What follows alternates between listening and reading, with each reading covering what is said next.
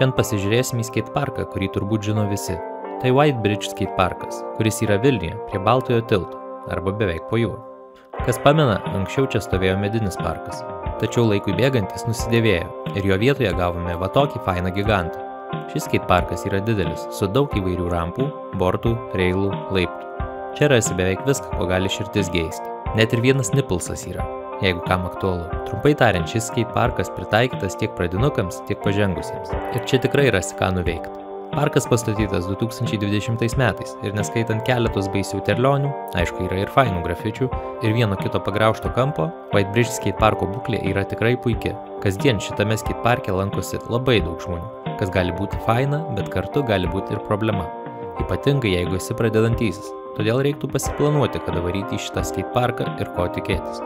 Daugiausiai problemų sukelia vaikai, palikti be priežiūros, kurie dažniausiai būna be apsaugų ir su netinkamomis priemonėmis skate parkui. Neretai čia pasitaiko šiukšlių ar sudaužytų butelių. Šį kartą nufilmuoti to nepavyko. Bet davai, susitvarkom po savęs.